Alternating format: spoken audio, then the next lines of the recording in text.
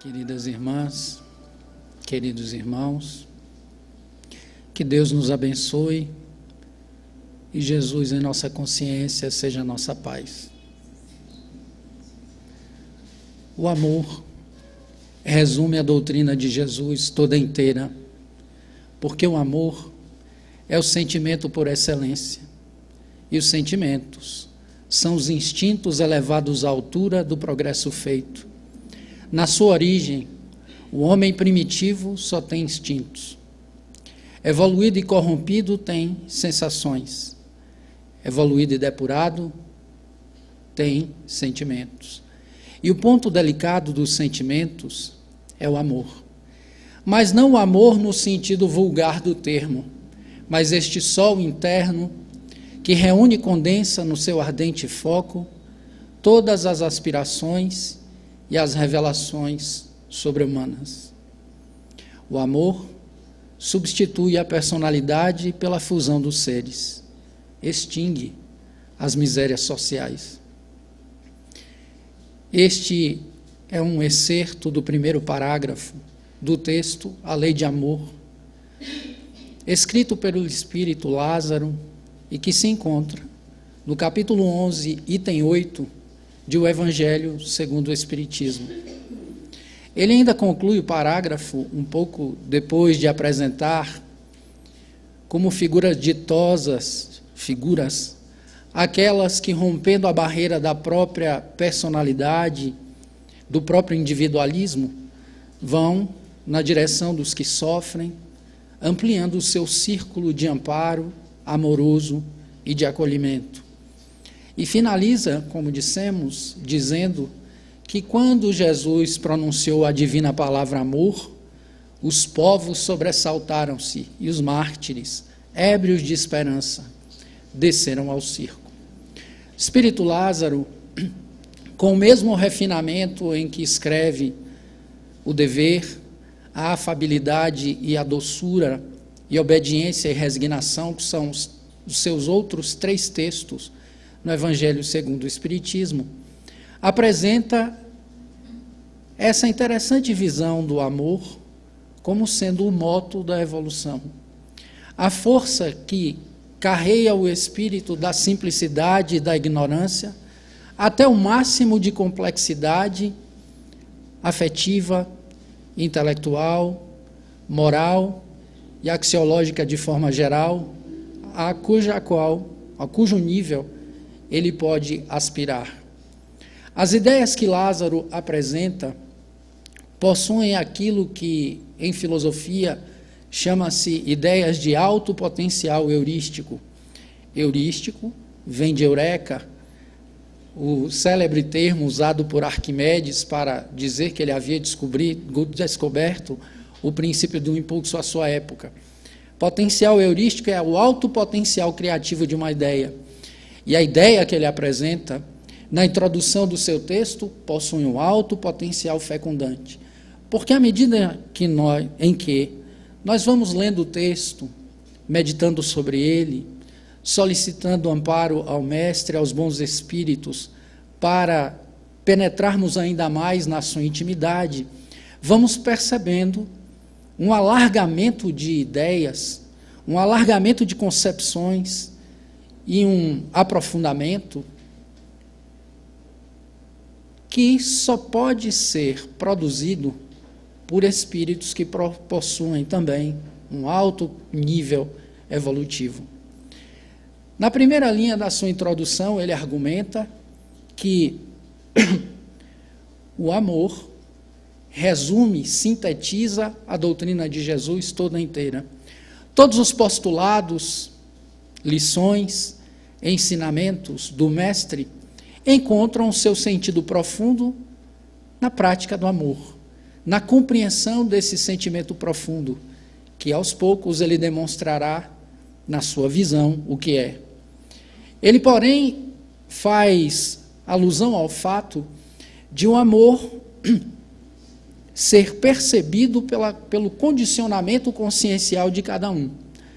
Nós poderíamos, por exemplo, pensar sobre a lei de amor como um novo mandamento e fazermos um questionamento sobre a sua perenidade. Sendo o sentimento amoroso tão perene, por que o mandamento é novo? Considerando que a lei divina ou natural constitui o conjunto das proclamações divinas, a expressão da sua vontade, a vontade do Criador, o mandamento não seria tão novo. Mas, se nós considerarmos os níveis de consciência dos indivíduos que aos poucos compreendem o amor, para cada um ele é uma novidade. Para cada um que atinge um determinado nível de compreensão deste sentimento, que é uma força motora que leva o indivíduo ao coração de Deus, mais este indivíduo encontra esta novidade e mais ele pode expressá-la conforme o seu nível de entendimento. Ele então mostra os diversos níveis de consciência, dividindo em 3 tipos: os indivíduos meramente instintivos, aqueles outros que têm sensações porque evoluídos e corrompidos, e os outros que já possuem uma grande compreensão do sentimento amoroso, já não o vivenciam mais como vulgarmente nós outros o vivenciamos, mas possuem um amor que de fato dilui os limites que a personalidade, o egoísmo, o individualismo impõem à criatura humana. Pensando no que ele apresenta como ideia, forçoso é pensar em consciência em termos de evolução. Forçoso é nos debruçarmos sobre o conceito de consciência para compreender o que este conceito significa no contexto da literatura espírita, para depois conseguirmos examinar outros aspectos, até caminharmos para as práticas, de acordo com esta sequência que Lázaro utiliza. O conceito de consciência é um conceito em língua portuguesa, e no francês também um pouco, que traz algumas complicações. Porque em língua portuguesa, consciência tanto é a condição de existência própria que nós temos, consciência do ambiente em cujo qual nós estamos e nossa participação ativa nele, como também o discernimento do certo e do errado. O senso moral, em língua portuguesa, também é chamado de consciência.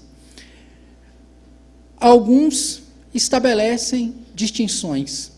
Para citar apenas um, o neurocientista e neurologista Antônio Damasio, neste campo, quando escreve o livro O Mistério da Consciência, vai estabelecer uma distinção por meio de adjetivos depois de ter examinado este problema linguístico. Ele prefere chamar uma de consciência neurofisiológica e a outra de consciência moral. Mas o que importa é um outro comentário que ele faz a seguir. É impossível desenvolver consciência moral sem consciência neurofisiológica. Se o indivíduo não tem consciência de si mesmo, as suas ações tenderão a perder um certo sentido profundo e muitas vezes o indivíduo repetirá princípios, argumentamos nós, que fazem parte do status quo, mas ele nem sabe mais, porque reproduz essas normas. É aquilo que na filosofia de Henri Bergson poderia ser chamada de moral fechada.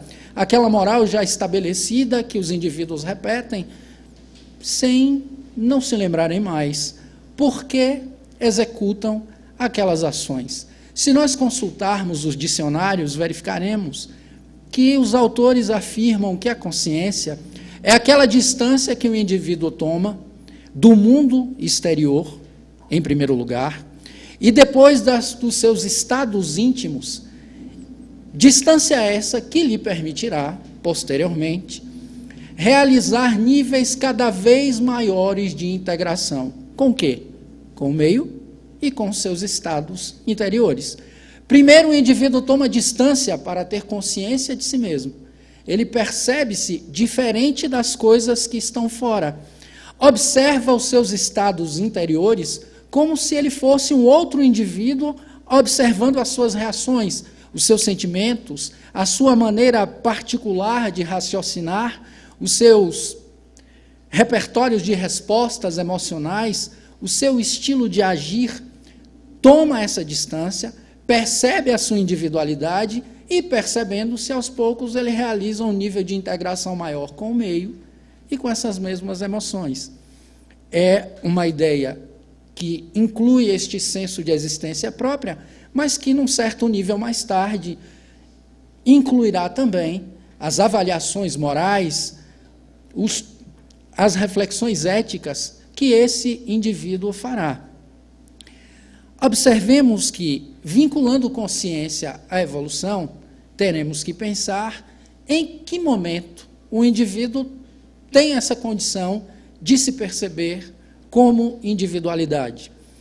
No campo da ciência, há uma elaboração instigante que é feita pelo coautor da teoria da evolução das espécies, Alfred Russel Wallace. Ele, Darwin, tinha algumas divergências quanto à abordagem do fenômeno da evolução, mas a principal divergência intelectual e divisão de existência entre os dois era a que se fundamentava no fato de Alfred Russel Wallace admitir a existência de um elemento espiritual promovendo a evolução. Ele cita 3 elementos, por exemplo, sem os quais a seleção natural não explicará o fenômeno da evolução. O primeiro desses elementos, segundo Alfred Russel Wallace, é a conversão de matéria inerte em matéria orgânica, que é um mistério para a ciência. Como isso acontece? Ninguém responde. A hipótese de Wallace, corroborada pelos seus estudos, como aqueles que estão no livro O Aspecto Científico do Sobrenatural, é que o elemento espiritual interfere na natureza e promove essa mudança. A segunda coisa que ele argumenta é a total falta de condições que a seleção natural teria para explicar a inserção da consciência nos animais superiores. No ser humano, por exemplo, porque o ser humano tem consciência de si, a seleção natural não poderia explicar. As diferenciações intelectuais entre o ser humano e os demais entes que compõem a natureza, mesmo aqueles que lhes são similares, conforme a estrutura do DNA, com a diferença muito mínima de índices, parecem ratificar o pensamento do cientista. E ele ainda afirma a condição que essa consciência tem de sentir, de se emocionar, de fazer reflexões lógicas e de fazer elucubrações, ou melhor, elucubrações lógicas e reflexões transcendentais, também para ele é algo que resulta da ação de um princípio espiritual na natureza, promovendo essas alterações. Sobre a diferença entre a inteligência humana e as demais, o grande escritor brasileiro Ariano Suassuna chega a fazer uma piada uma vez, numa palestra, quando ele mostra o seu descrédito com relação à teoria de Darwin. Em verdade, ele tem um posicionamento criacionista e, por isso, ele jamais aceitaria. O posicionamento espírita, como sabemos, aglutina as duas ideias. Mas, a certa altura, ele diz que é impossível o viés materialista explicar a inteligência humana. Ele abre a sua pasta e diz que vai dela retirar um determinado objeto, e antes de retirá-lo, ele afirma: eu não vou nem mencionar a 9ª Sinfonia de Beethoven para não rebaixar os macacos. Retira da pasta um prendedor de roupas, um pegador desses. Diz que é um artefato muito genial, que o seu autor, que ele desconhece o nome, só pode ser alguém muito inteligente, porque são 2 pedacinhos de madeira unidos por um arame, um ferro, engenhosamente retorcido. Quando você aperta, diz ele, ele abre. Quando você solta, ele fecha. Um macaco, diz ele, pode trabalhar 200 bilhões de anos, que ele nunca conseguirá fazer um pegador de roupa como esse. A ideia dele reproduz um outro pensamento que não é propriamente o pensamento da teoria da evolução das espécies. Nunca Charles Darwin, Alfred Russel Wallace e outros afirmaram que o homem veio do macaco, mas que tinha um ancestral comum.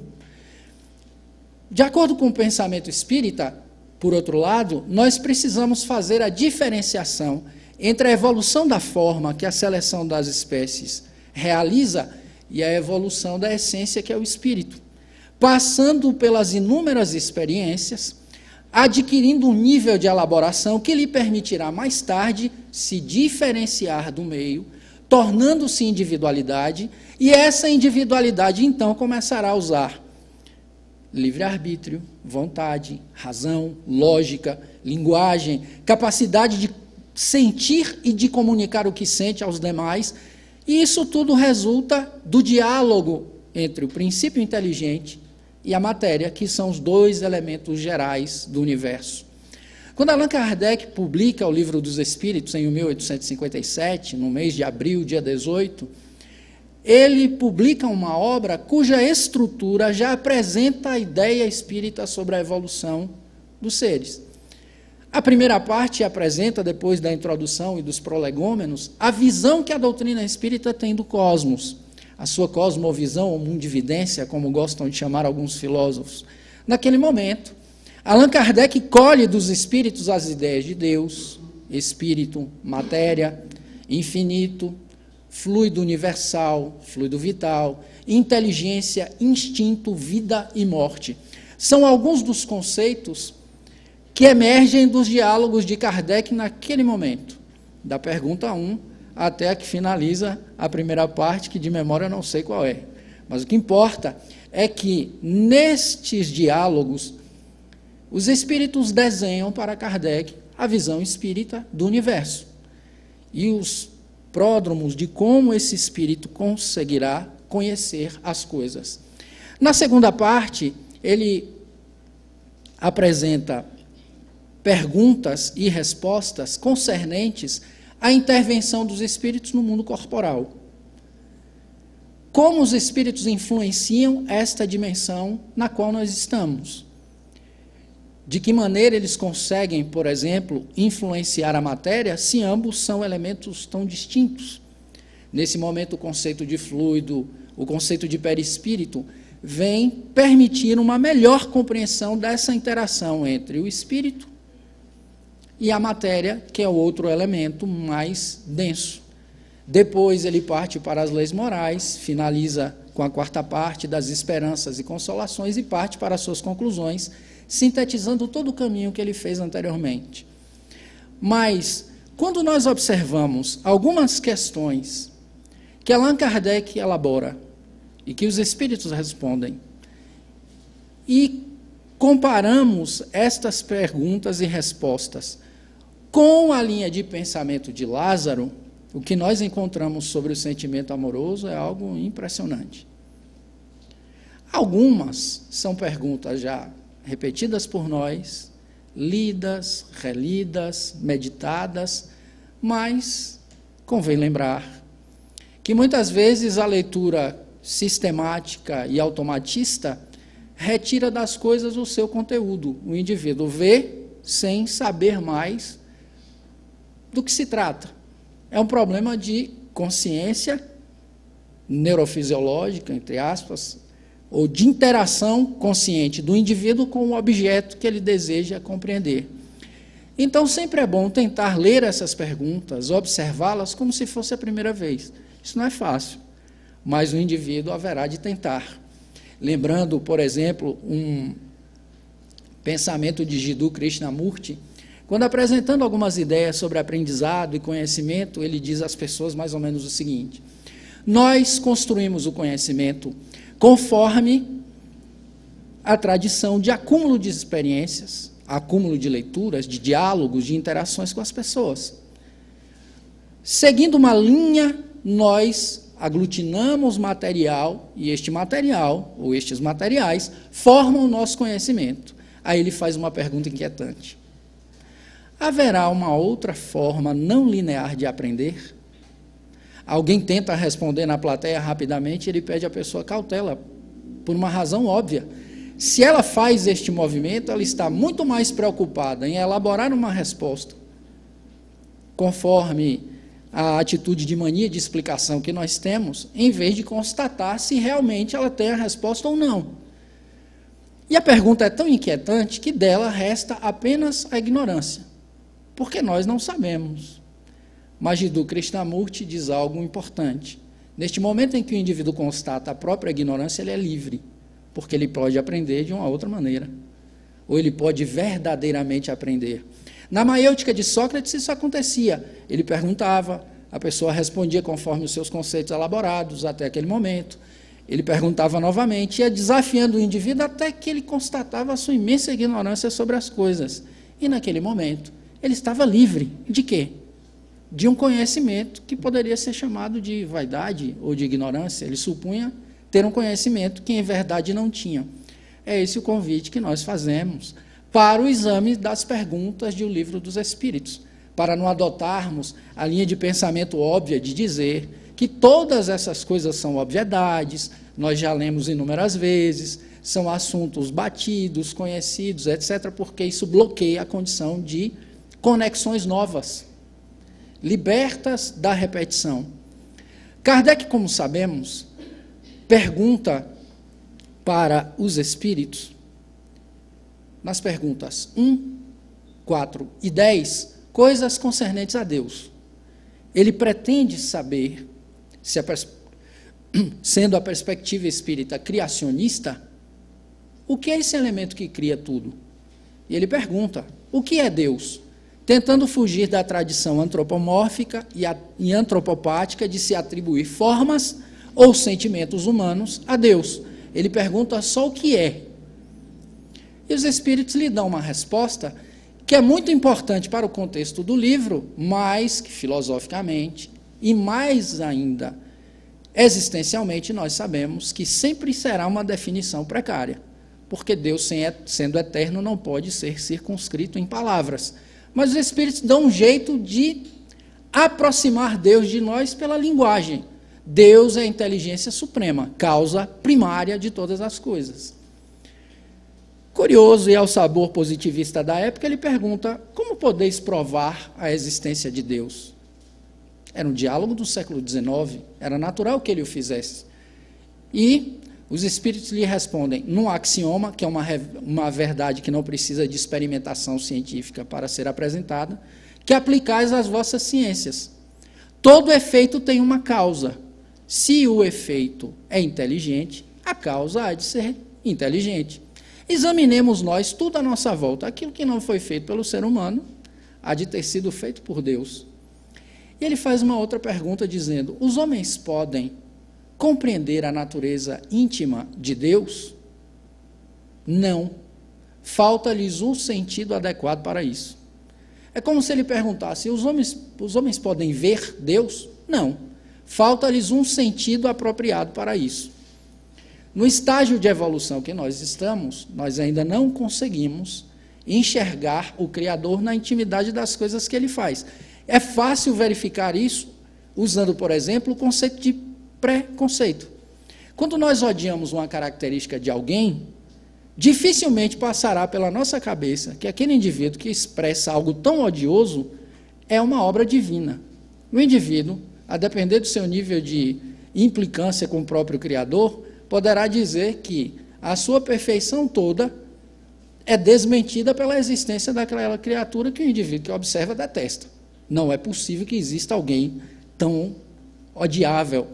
Porque essa é uma visão egoísta, separatista. Naquela distância que o indivíduo toma do meio e dos estados anteriores, caminhando um pouco mais, aquilo que serviria para a sua proteção se torna algo idolatrado. O ego, que tinha função protetiva, torna-se algo que, com ele estabelece uma relação de idolatria. O indivíduo se torna ególatra, egoísta, personalista, utilitarista nas suas relações. E essas posturas, como a postura do preconceito, por exemplo, lhe impedirão de enxergar no outro a dignidade que ele tem pela origem divina, que tanto o indivíduo que observa quanto ele que é o objeto possuem, porque todos eles, ambos, aliás, saíram da mesma fonte. Mas Kardec faz essa construção e este Criador, produzindo todas as coisas, expressará a sua vontade sobre a natureza. E isso nós verificaremos um pouco depois. Mas, e o indivíduo que estabelece esse contato com Deus? Que indivíduo é esse? Que é uma pergunta importante que Kardec faz. e que é um imbróglio muito antigo na filosofia, nas neurociências, na psicologia, em várias áreas do conhecimento humano. O que nós somos? Quando nós perguntamos quem somos, é muito mais fácil de responder. Quando perguntamos a alguém quem você é, o indivíduo responde com todos os papéis que ele exerce na vida. Bem, eu sou fulano de tal, sou da família tal, emocionalmente eu sou assim, eu sou um profissional da área tal, tenho preferência dentro da minha área de trabalho por tal e tal área, mas estes elementos são elementos que vão sendo adicionados ao indivíduo durante a vida. Pode até ser que nós escolhamos algumas coisas, como o nome, a família, etc., antes de reencarnarmos. Mas no processo de reencarnação, essas coisas são dadas pelo meio. E às vezes os rótulos são tantos que lá pelas tantas da vida o indivíduo não sabe nem quem ele é mais. Porque tudo que ele sabe de si vem pelo outro. Se ele tem um temperamento bom ou ruim, depende do outro. Se o senso moral dele é mais frouxo ou não, depende muitas vezes de si, mas também da visão do outro. E outros aspectos gerais. Kardec, então, pergunta lá no quesito 23 o que é o espírito. Por que ele faz essa pergunta? Porque a ideia de individualidade da doutrina espírita é de que essa individualidade não é matéria, é outra coisa. Mas o que o espírito é? E ele pergunta com um substantivo comum. E os espíritos lhe dizem, o espírito é o princípio inteligente do universo. Ou seja, todos os fenômenos que refletem a manifestação da inteligência no universo são condicionados pela presença desse elemento. Até, inclusive, a organização da matéria. Muito depois, na pergunta 76, ele transforma o substantivo em próprio e pergunta no plural. Que definição podeis dar dos espíritos? Ele faz isso de propósito. Os espíritos dizem que os espíritos são, eles próprios, os demais, os seres inteligentes da criação, que habitam a dimensão extracorpórea, desde que completamos nós, não estejam na condição de espíritos encarnados, etc. E na nota de rodapé da resposta, Kardec escreve, neste momento não se está mais a falar do princípio inteligente do universo, mas das individualidades formadas a partir deste. Numa comparação, se nós olharmos para uma cadeira, ela foi feita com o princípio material. O espírito, do ponto de vista da teoria do conhecimento espírita, as individualidades são formadas pelo princípio inteligente que passa pelos diversos níveis de organização da matéria até atingir essa condição que nós temos, de indivíduos. Passa pela organização mineral, vegetal, animal, no interstício de tempo, que os espíritos não explicaram, porque a natureza é contínua e nós ainda na Terra, por exemplo, não resolvemos o ancestral comum do ser humano. Acontece essa elaboração e a individualidade surge. Até aí um pouco de complicação, um pouco de filosofia, mas mais adiante. Todos esses elementos facilitarão, desde que bem compreendidos, as nossas práticas diárias, desde que também nós nos esforcemos para isso. Quando Kardec consegue explicações sobre Deus, sobre a matéria, sobre o infinito, o fluido que faz a intermediação do espírito com a matéria, os conceitos de espírito, etc., ele faz uma outra pergunta, mais adiante, que não tem por objetivo saber a essência desses elementos, mas ele quer saber sobre a organização da natureza a partir do pensamento vigente, então. E ele pergunta aos espíritos qual seria a melhor divisão da natureza, porque os cientistas estabelecem essas diferenciações por questões metodológicas, etc. Naquele momento, ele pergunta, dizendo que há aqueles que afirmam que a natureza está dividida em dois grupos, seres orgânicos e inorgânicos, e que alguns argumentam que o ser humano forma uma quarta classe. Aí ele pergunta, qual a melhor divisão? E os espíritos respondem, todas as divisões são boas, a depender do ponto de vista. Do ponto de vista material, há duas classes, a dos seres orgânicos e a dos seres inorgânicos. Do ponto de vista material, há evidentemente quatro classes. Aí ele insere o ser humano. Quando Kardec vai escrever a sua nota explicativa, ao final, ele descreve a inteligência humana e diz que ela se assenta em três pilares que a diferenciam das demais e que lhe dão domínio sobre a natureza. Lembrando que domínio não é licença para exploração e depredação, não é disso que ele está falando. Mas os espíritos, aliás, Kardec então escreve que consciência do seu futuro, percepção das coisas extramateriais e conhecimento de Deus são características da inteligência humana que a diferenciam dos demais. O que ele está querendo dizer? Quando o espírito atinge esse nível de individualidade, ele tem essas três coisas que ninguém na natureza tem mais. Dali, desculpem ter que me expressar assim, dali para trás, ninguém tem. Nenhum outro ente expressa essas condições. Consciência do seu futuro é algo que só será bem compreendido se nós incluirmos o conceito de imortalidade da alma. Porque, geralmente, nós lidamos com o futuro de maneira muito aflitiva, e isso gera ansiedade. A ideia também não é essa. Com o conceito de imortalidade da alma, sempre é o devir, porque o indivíduo permanece. Então, ele tem consciência do seu futuro como espírito, como ser imortal. Percepção das coisas extramateriais é a condição de registrar qualquer fenômeno para além da matéria. Vamos incluir aí fenômenos supranormais, anímicos e mediúnicos. Conhecimento de Deus é conhecimento de Deus. Nenhum outro ente da natureza tem sentimento de religiosidade. Não me lembro nem nos formigueiros que os cientistas fazem cortes transversais para que vejamos a sua intimidade, nenhum templo lá estabelecido para que as formiguinhas cultuem o seu Deus, por exemplo, e são animais de vivência coletiva.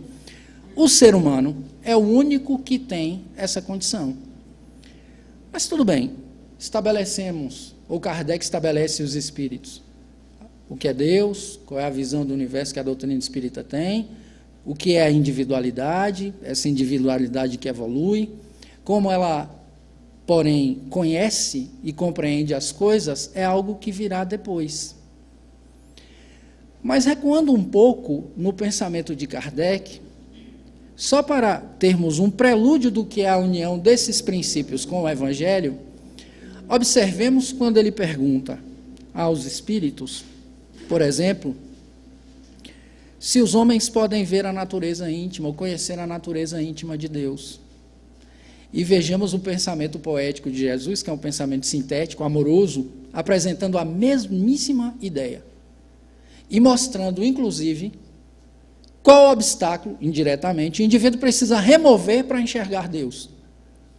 Bem-aventurados os limpos de coração, porque eles verão a Deus. Se na primeira bem-aventurança ele alude à humildade, dizendo bem-aventurados os humildes de espírito, porque deles é o reino dos céus, um pouco mais adiante ele diz isso. E se nós tomarmos o exemplo do preconceito, isso ficará fácil de perceber.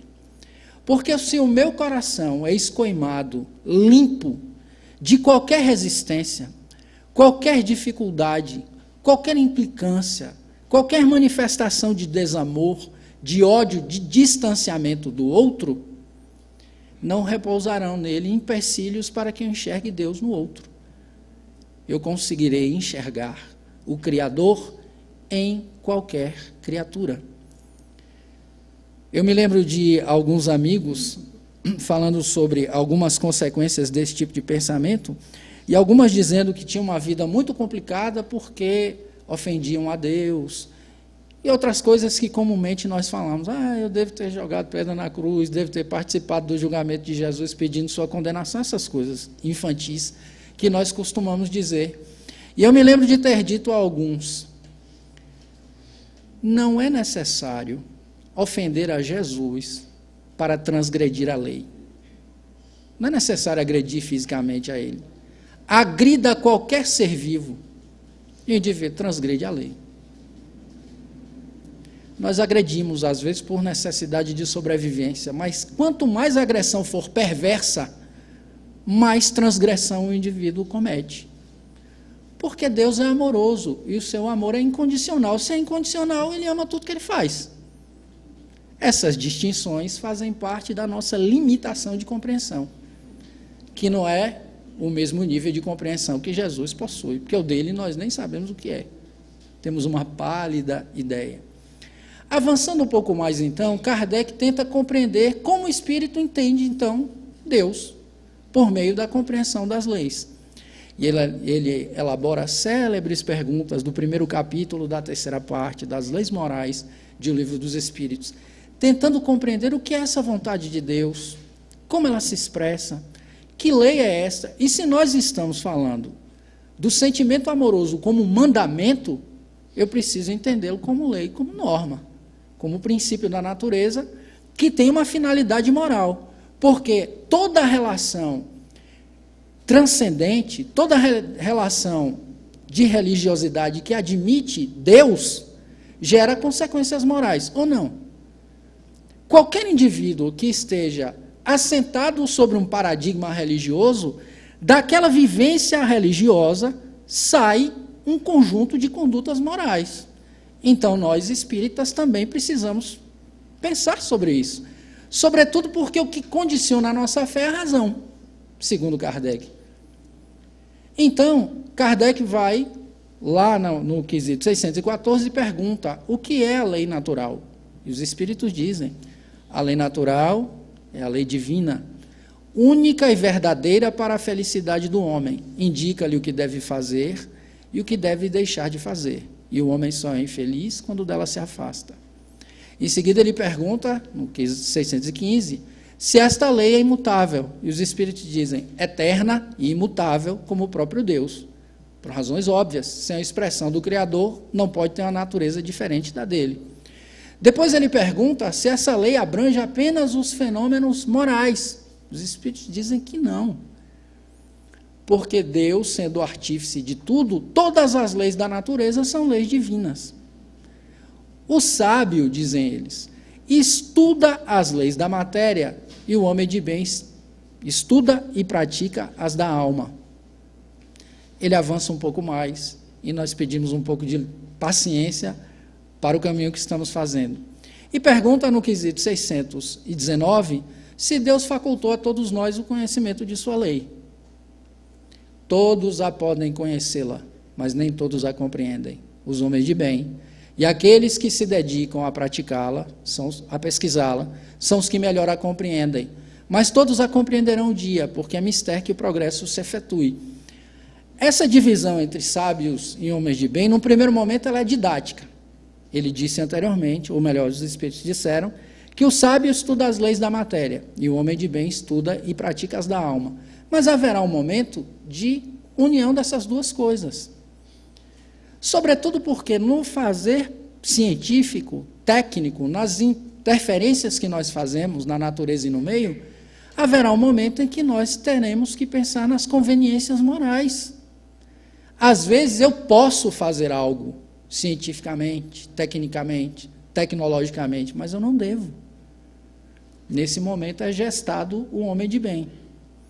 Para dar um exemplo, sem fazer qualquer tipo de avaliação moralista, quando o genoma humano foi mapeado, Estados Unidos, França, outros países queriam que toda a tecnologia envolvida fosse de domínio público.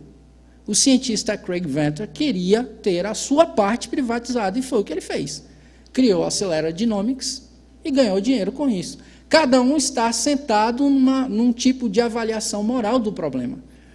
O que os espíritos pretendem dizer a Kardec é que, mesmo estudando as leis da matéria, o indivíduo terá de tomar decisões morais. Nós percebemos isto neste exemplo, e há um outro elemento intertextual com o Evangelho que faz essa resposta crescer de tamanho e de profundidade. Porque no Evangelho de Lucas, Jesus apresenta a parábola do cego que guia outro cego, e diz o seguinte: pode um cego guiar outro cego? Não cairão ambos no buraco? E acrescenta: nenhum discípulo jamais será maior que o seu mestre. Mas todo discípulo bem instruído é como seu mestre. E como podes tu dizer ao teu irmão: irmão, deixa-me tirar o argueiro do teu olho, estando uma trave no teu? Hipócrita, retira primeiro a trave do teu olho, depois vá na direção do teu irmão e diga-lhe: irmão, deixa-me tirar o argueiro ou cisco do teu olho. Aqueles que Jesus chama de mestres, nós poderíamos chamar de homens de bem, de indivíduos que já têm uma condição mais avançada de compreensão da lei e a sintetizam com a ação justa e amorosa. Porque o homem de bem é aquele que pratica a lei de justiça, de amor e de caridade em toda a sua pureza. Diz o próprio Allan Kardec no texto, o homem de bem. Mas os discípulos são aqueles que pesquisam a lei, numa comparação, nós poderíamos afirmar. Agora, pesquisar envolve teoria e envolve prática. Qualquer pessoa que efetue uma pesquisa em matemática, física, química, etc., estudará a teoria, fará cálculos, posteriormente, intervenções, e medirá os resultados. Agora, vale a mesma coisa para os elementos morais da lei. Qual é o indivíduo que vai compreender a solidariedade lendo apenas? Quem conseguirá dominar tudo que envolve o sentimento de caridade, simplesmente reproduzindo o que Jesus disse sobre ela? Quem conseguirá ter uma compreensão profunda do amor ao próximo como a si mesmo, apenas lendo sobre amor no texto de Lázaro, na filosofia ou em outro lugar? A ação consolida a teoria. É disso que os Espíritos também estão falando. Para não nos delongarmos, só mais uma observação do Livro dos Espíritos. Kardec está lá fazendo algumas digressões junto com os Espíritos sobre a perfeição moral. No conjunto de perguntas sobre a perfeição moral, ele elabora 5 questões sobre o egoísmo. A última delas, ele endereça aos Espíritos e Fenelon responde. É a pergunta de número 917 de O Livro dos Espíritos. Como se pode destruir o egoísmo? É uma pergunta simples e direta. E Fenelon começa a sua resposta dizendo: de todas as imperfeições humanas, a mais difícil de se desenraizar é o egoísmo. Porque ele se assenta no materialismo, a cuja influência o espírito, ainda no início da sua marcha, não pôde se libertar.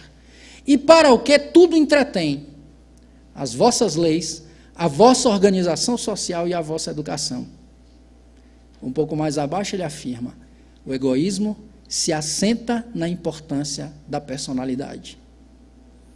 Quando nós examinamos algumas figuras que fazem parte da história da humanidade, alguns indivíduos que passaram por experiências muito significativas, percebemos, por exemplo, o indivíduo que está neste meio termo, que no texto de Lázaro é o das sensações.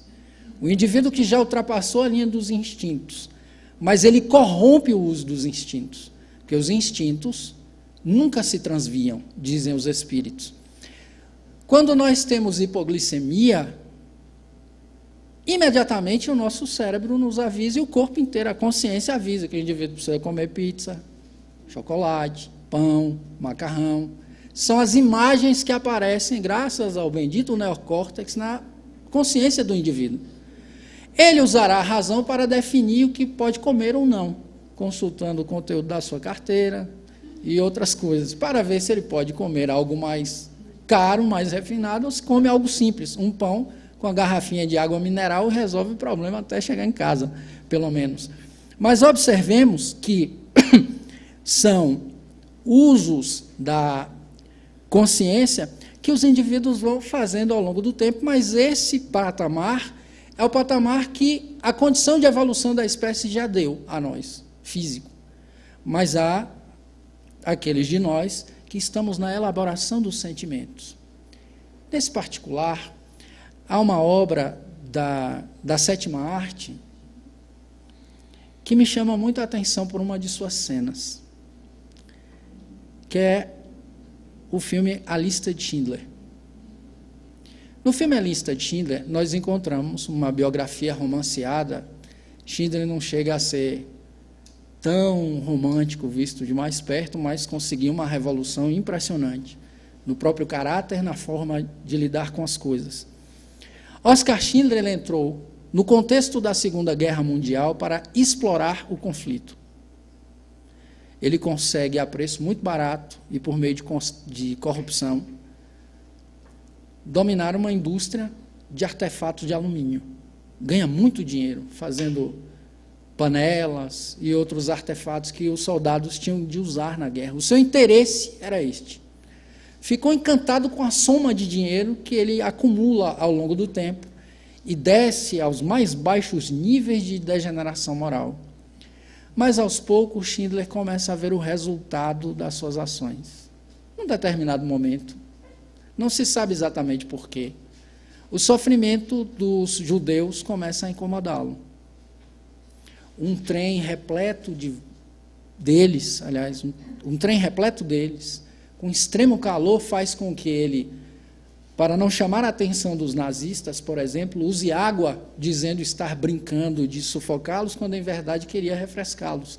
Mas há um momento pontual que Steven Spielberg utiliza para mostrar esse despertar da consciência de Schindler. É o momento em que ele usa semiótica e cinema de maneira muito bela. O filme quase todo é em preto e branco.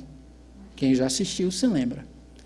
Ele está cavalgando com a amante no alto de uma montanha, e do alto da montanha é possível divisar um gueto onde os judeus estão.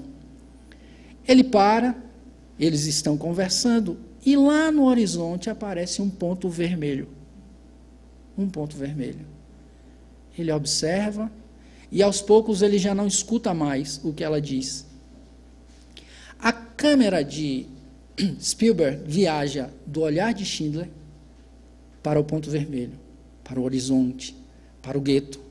Volta para o seu olhar, e todas as vezes que ela volta-se de maneira a aproximar quem assiste do olhar de Schindler. E o ponto vai ficando maior, maior, maior, e nós vemos uma menininha com um vestido vermelho, tentando se refugiar dentro de casa, para não sofrer a agressão dos nazistas. Ela sobe a escada, a câmera acompanha, ela entra embaixo de uma cama, tem um alçapão, ela se esconde. E Schindler fica profundamente perturbado com a presença dessa menina. Daquele momento em diante, ele nunca mais é a mesma pessoa. A sua consciência se altera. Ele cria uma relação de afeto com aquela menina, que é um representante dos demais sofredores, que estão sob a violência dos nazistas. E ele começa a sentir profunda vergonha do que faz. E ele tenta, de todas as formas, amortecer aquele constrangimento. E num dia em que ele está conversando com um oficial nazista, que chegava ao ponto de assassinar pessoas simplesmente porque acordou de mau humor e assassinava-as aleatoriamente, passa perto de uma vala onde estão sendo jogados os cadáveres, um carrinho de mão, com vários corpos cobertos de terra e um pedaço do vestido vermelho. Ele olha com imensa tristeza e vê a menininha morta. Ele vê aquelas crianças sob a ameaça do que acontecerá logo em seguida. E o que ele faz? Começa a catalogar os nomes delas, entrando em contato com as famílias, começa a contatar famílias fora da Polônia e tenta salvar essas crianças do jugo nazista. Ele conseguiu retirar mais de 600 crianças do país. Salvou mais de 600 delas. Um último trem saía com 371 crianças, se não me engano. E ele não conseguiu salvá-las. E ele, na sua velhice, lamentava um pouco, sem se massacrar, o não ter conseguido salvar aquelas. Mas ele nunca havia contado isso a ninguém. Nicholas Winton só foi descoberto dos últimos 80 e tantos anos para os 90 e tantos. Nem a sua esposa sabia o que Nicholas Winton havia feito. Mas logo que ela soube, a Inglaterra inteira soube. Ele se tornou uma pessoa célebre, ele era convidado para ir a programas de entrevistas, era convidado a aparecer em jornais, dar depoimentos, e num deles, Nicholas Winton está sentado, junto com umas 300 pessoas, talvez, no auditório. O âncora do programa, do talk show, apresenta os convidados do dia. E quando fala de Nicholas Winton, ele rompe o protocolo e diz: Sr. Winton, o senhor tem notícias daquelas crianças que o senhor salvou da guerra? Ele disse: eu tive contato com algumas durante um tempo, mas hoje não mais. Não sei onde elas estão. O senhor conhece essas duas mulheres que estão ao seu lado? Eram mulheres de 50 e poucos anos, 40 e poucos. Ele olha: não as conheço. Elas são duas, Sr. Winton, das crianças que o senhor salvou.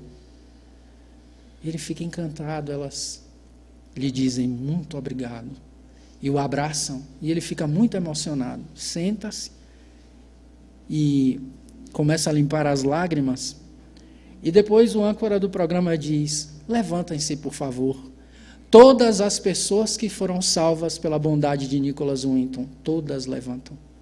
O auditório estava repleto de adultos que foram aquelas crianças que ele salvou. E vários desses indivíduos, deram depoimentos mais tarde, dizendo: uns, eu me tornei biólogo, eu enveredei pelas artes, eu trabalho com crianças, eu sou pedagogo, sou professor, sou cientista, mas todas elas tinham um sinal em comum. A influência de Nicholas Winton me fez, vida afora, a agir sempre ocupado com o bem-estar do meu próximo. Um sentido de causa íntima sempre me movimentou. Isso é a influência da bondade e da atitude de Nicholas Winton. Numa entrevista que lhe fizeram, perguntaram se ele tinha noção do feito que havia cometido. Ele disse: não fiz nada demais. Eu apenas, vejam a simplicidade do pensamento, eu apenas tenho uma ideia que norteia a minha vida. Se uma coisa precisa ser feita, ela deve ser feita. Então eu faço. Eu fiquei comovido com aquelas crianças, indignado com a situação, mas não adiantaria nada me comover e me indignar se eu não me movimentasse para resolver o problema. E foi o que eu tentei fazer. Ele já estava com 98 anos, talvez, e era voluntário de uma escola que alfabetizava crianças. E ele atuava como professor. Quase 100 anos de idade. Nicholas Winton. Um bom homem. Um homem de bem. Não constava até então no conjunto daqueles que promoveram revoluções na história da humanidade. Para alguns, talvez ele não tenha feito isso. Mas nós notamos, tanto em Oscar Schindler quanto em Nicholas Winton, a profundidade do pensamento de Lázaro. Evoluído e corrompido tem sensações. Evoluído e depurado tem sentimentos. E o ponto delicado dos sentimentos é o amor. Mas não o amor no sentido vulgar do termo, mas este sol interno que condensa e reúne no seu ardente foco todas as aspirações e as revelações sobre-humanas. O amor condiciona o indivíduo a um diálogo mais próximo com Deus, e por meio desta conversa ele tem condições de transmitir ao meio elementos de alta profundidade da lei divina ou natural que os outros não enxergam. Nós vemos isto, por exemplo, em cientistas que entregaram a própria vida na confirmação de uma ideia, como Galileu Galilei, por exemplo, que foi condenado à prisão perpétua, foi o máximo de acordo que ele conseguiu para não ser morto. Negou a ideia de público, mas a manteve secretamente. Que a Terra gira em torno do Sol, gira, ele afirmava. Teilhard de Chardin era visto pelos cientistas como um homem religioso demais para ser cientista. E pelos religiosos como um homem científico demais para ser religioso. E ele era os dois. Porque se Deus é o autor de tudo, toda a sua obra reflete a sua presença. Não importa se o indivíduo examina os fenômenos materiais ou se ele examina os morais. O que importa é que no exame de todos, o indivíduo consiga um tal nível de refinamento que ele não só não haja mais de modo a produzir o mal, a produzir malefícios, a prejudicar os outros, como, muito mais que isso, agir de modo a promover o bem. Quando Kardec constrói, junto com os espíritos, a lei de justiça, de amor e de caridade, ele constrói algumas perguntas, e eu desminto a minha promessa anterior de não aludi-las mais, que são muito curiosas. Ele pergunta que definição os espíritos podem dar da justiça. E os espíritos respondem: a justiça consiste em cada um respeitar os direitos dos demais. Isso não é para qualquer pessoa. É alguém que respeita sem que o poder de polícia ou a heteronomia o abrigue. Ele tem uma adesão ao certo. Por autonomia ele age. Mas Kardec pergunta: mas o que condiciona esses direitos? Duas coisas: a lei humana e a lei divina. Pedem que Kardec observe o cenário normativo de sua época. As leis, mesmo imperfeitas, eram muito mais avançadas do que aquelas que na antiguidade chancelavam a brutalidade. Aí ele faz uma pergunta notável: qual seria o caráter do homem que praticasse a justiça em toda a sua pureza? E nesse momento a justiça abraça o amor, porque os espíritos lhe dizem: o caráter do verdadeiro justo, a exemplo de Jesus, porque praticaria também o amor do próximo e a caridade, sem os quais não pode haver verdadeira justiça. Justiça conforme o pensamento do Evangelho, conforme os princípios morais espíritas, precisa incluir amor do próximo ou ao próximo e caridade. É estranho quando qualquer pessoa, inspirado ou que se diz inspirado pelo pensamento do Evangelho, começa a estabelecer julgamentos sem a observação de alguns princípios que são do próprio direito humano, como, por exemplo, o da ampla defesa, o da presunção de inocência. Quando o indivíduo burla essa norma humana, ele já fere tratados internacionais, etc. Mas, mergulhando na profundidade da norma, o indivíduo agride ainda algo muito maior, que é esse princípio de justiça que é transcendente, porque esse indivíduo que assim o faz, ele não é amoroso, ele trata o outro sem indulgência, sem perdão. A justiça, portanto, que a doutrina espírita apresenta, precisa incluir esses dois elementos. Mas aí Kardec pergunta: qual o verdadeiro sentido da palavra caridade, conforme a entendia Jesus? Benevolência para com todos, indulgência para as imperfeições dos outros, perdão das ofensas. Benevolência para com qualquer pessoa. É um exercício para ultrapassar a barreira das sensações e atingir esse nível amoroso que não observa mais credo, cor, etnia, elementos que nos diferem, observa o que nos aproxima. Lembremos que num dos momentos em que Jesus tem que definir o que o amor é, ele demonstra a necessidade de nós ultrapassarmos isto. Mas sobre isso falaremos um pouco mais adiante. Quando o indivíduo não é indulgente com o outro, nem consigo mesmo ele é. O Espírito José, que é o primeiro dos 3 autores sobre a indulgência no Evangelho segundo o Espiritismo, diz: a indulgência acalma, soergue e atrai, enquanto o rigor ou a crítica desanima, irrita e afasta. Adotemos uma postura rigorosa, inflexível com os nossos educandos, alunos, filhos, sobrinhos, etc., e percebamos se isso não acontece.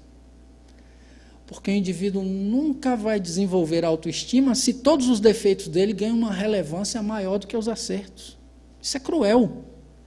E o indivíduo que não é indulgente consigo, até de si mesmo ele se afasta. Por que nós temos tanta dificuldade de olhar os nossos defeitos? Porque nós olhamos com o olhar da crueldade, do julgamento e da condenação. Se nós olhássemos para nós mesmos com o olhar sereno de Jesus, que humanidade formidável nós teríamos. Porque quando Jesus olha para Pedro, ele não vê um homem voluntarioso, perdido, na dificuldade de tomar decisões seguras. Ele vê um pescador de almas, do primeiro segundo ao último da sua existência corpórea. E para muito depois, e muito antes, ele já enxergava assim. Quando ele observa a mulher adúltera, ele não vê alguém que tem uma conduta reprovável. Ele vê uma pessoa que tem uma condição posterior de harmonizar aquele sentimento afetuoso com princípios morais. E ele promove uma revolução no direito daquela época. Quantas mulheres foram apedrejadas antes daquela outra, sem a menor defesa? Era comum. Era como visitar o templo, era como beber água no poço de Siloé, apedrejar mulheres adúlteras. Era normal. Ele é o primeiro que desafia a norma. Tem coragem de se posicionar. Por que Jesus faz essas coisas? Porque ele está em harmonia consigo mesmo, ele não tem as dificuldades que nós temos. Nós odiamos as coisas ruins, entre aspas, os aspectos negativos, a sombra da nossa natureza. É natural que odiemos dos outros. Se o indivíduo é indulgente, ele se acolhe. Se acolhendo, sem culpa e nem desculpa, ele se responsabiliza e vê que o outro tem direito a erro, porque o erro é uma contingência da evolução. Qual de nós nunca errará até chegar no nível de espírito puro? Faz parte do aprendizado. O indivíduo errará inúmeras vezes. O problema é que nós temos uma divisão mental de bem e mal que não é comportada pela lei divina ou natural. Porque o mal é a ignorância do espírito sobre um ponto da lei. Uma intervenção equivocada que ele faz. Perdão das ofensas é um princípio pétreo do Evangelho e da doutrina espírita. E para que o perdão serve? Para dinamizar a evolução, destravar os nós. O indivíduo vai evoluindo intelectual, moralmente, etc. Num determinado momento, ele tem um atrito com a pessoa, e por ser raivoso e depois ressentido, tudo deveria evoluir, mas ele passa o tempo inteiro pensando sobre aquilo. E ele não anda, não caminha, não progride. A misericórdia divina inventou um mecanismo para tirar o indivíduo dessa roda miserável, desse círculo vicioso. Perdão, perdoe e caminhe, saia dessa percepção torta. O indivíduo perdoa e caminha. Exatamente. Perdoa e caminha.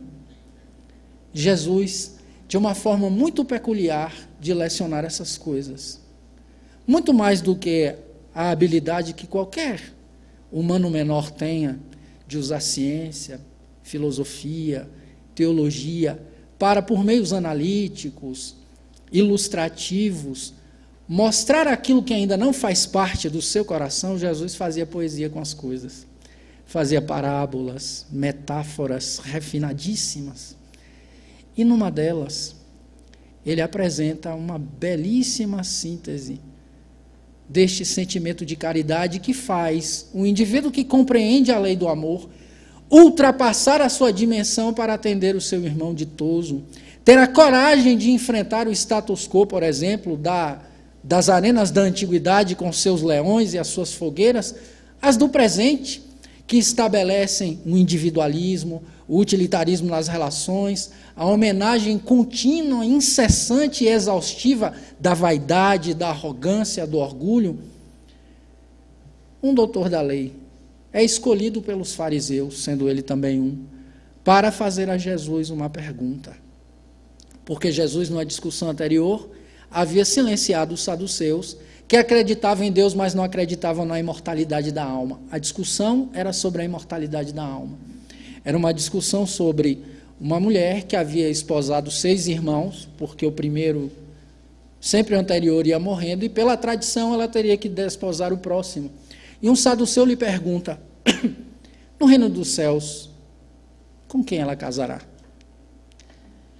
E ele utiliza-se de um elemento que era objeto de orgulho para os saduceus. Eles eram tradicionalistas, se diziam muito entendedores da lei de Moisés, e Jesus começa a sua resposta exatamente por esse ponto. Vós assim vos posicionais, porque desconheceis a lei. Ele já fere o orgulho deles. E depois diz que no reino dos céus não se casam, nem se dão a casamento, etc. O que importa é que os fariseus, que eram um grupo que tinha uma certa rivalidade com o primeiro, escolhe um fariseu para elaborar uma pergunta e fazê-la a Jesus. Este homem se aproxima e diz a Jesus o seguinte: Mestre, qual é o maior mandamento da lei? Jesus responde: Amarás o Senhor teu Deus de todo o teu coração, de toda a tua alma e de todo o teu entendimento. Este é o maior e o primeiro mandamento. Mas há um segundo, equivalente a este: amarás o teu próximo como a ti mesmo. E o doutor da lei lhe pergunta algo que lhe dá ensejo de contar uma história. E quem é o meu próximo? Jesus se aproveita dessa dificuldade de entendimento do fariseu e lhe diz o seguinte: um homem descia de Jerusalém para Jericó e no meio do caminho foi atacado por salteadores. Estes o espancaram, o despojaram dos seus bens, agrediram-no e o deixaram semi-morto. Eis que um pouco depois passou por ali um sacerdote. Olhou para aquele homem e passou adiante. Um pouco depois passou um levita, viu o homem caído e foi adiante. Depois passou um samaritano, que era considerado um indivíduo de má vida por razões históricas que o tempo não comporta explicar. Vê aquele homem e, tomado de compaixão, se aproxima dele, abaixa-se, limpa-o, pensa as suas feridas e o leva até uma estalagem. Cuida dele durante toda a noite. E antes de seguir viagem, diz ao estalajadeiro, pagando adiantado uma parte, que tudo que ele dispensasse de custos para o atendimento daquele homem, ele lhe devolveria na volta. Jesus retorna para o fariseu e lhe pergunta: qual destes foi o próximo daquele homem? O que usou de misericórdia com ele? Então vá e faça o mesmo, diz Jesus. O detalhe curioso é que todos os indivíduos têm identificação na parábola, menos o homem que cai. Nós temos um sacerdote que passou pelo lugar, referto das referências religiosas que trazia em sua consciência, e é possível, inclusive, que ele tenha pregado solidariedade, caridade e fraternidade para muita gente depois. Nós temos um levita, que é um intelectual da época, que pode ter escrito inúmeros tratados sobre os mesmos temas, mas nenhum deles foi na direção do homem. Mas nós sabemos que há um sacerdote, há um levita e há um samaritano. Sabemos que há ladrões, sabemos que há um dono de estalagem. Por que o homem é só um homem? Porque para receber amor, não é necessário ser mais que necessitado dele. Não há necessidade de ser algo que agrade o outro. Porque quem ama de verdade não espera que esse indivíduo caiba no seu modelo mental, no seu modelo afetivo. Ele apenas é. E se está em situação de penúria, é a sua necessidade que chama a atenção. E não é o fato de ser samaritano que faz do samaritano uma pessoa diferente na parábola. É o sentimento que o leva até o homem. Movido de compaixão, ele vai. No texto do Evangelho segundo o Espiritismo, que trata do sentimento de piedade, que é quase um sinônimo da compaixão, o Espírito Michel diz: é o sentimento que mais vos aproxima dos anjos. E nós devemos nos expor às dificuldades, às dores uns dos outros, para que a dificuldade do outro nos torne sensíveis. Jesus tinha essa habilidade de sintetizar o que era o amor e mostrar em exemplos simples. Por quê? Porque evoluído e depurado, o indivíduo tem amor. Este sol que condensa e reúne no seu ardente foco todas as aspirações e as revelações sobre-humanas. Jesus ultrapassa a nossa compreensão, mas, sendo o modelo e guia da humanidade, vem até nós misericordiosamente para nos fazer compreender os seus princípios. Mas é necessário que nós façamos o movimento de ir em sua direção. Nós estamos em momentos de dificuldade, passando por inúmeras aflições, por sofrimentos. O mundo convulsiona, movimentado por fenômenos políticos, econômicos, o mundo inteiro. Não só aqui, entre nós, em todos os lugares, nós vemos sofrimentos coletivos e individuais. Mas a proposta e o chamamento do Cristo permanece. Vinde a mim. Vós que estáis cansados e oprimidos, eu vos aliviarei. Tomai sobre vós o meu jugo e aprendei de mim, que sou manso e humilde de coração. E encontrareis repouso para as vossas almas, porque suave é o meu jugo e leve é o meu fardo. Para conseguirmos transpor essa distância entre nós e o Cristo, entre o que somos e o que devemos ser, roguemos a Jesus, educador manso e humilde de coração, para que Ele nos inspire, seja o calor maior das nossas aspirações e a imperecível luz de nossa consciência. Muita paz.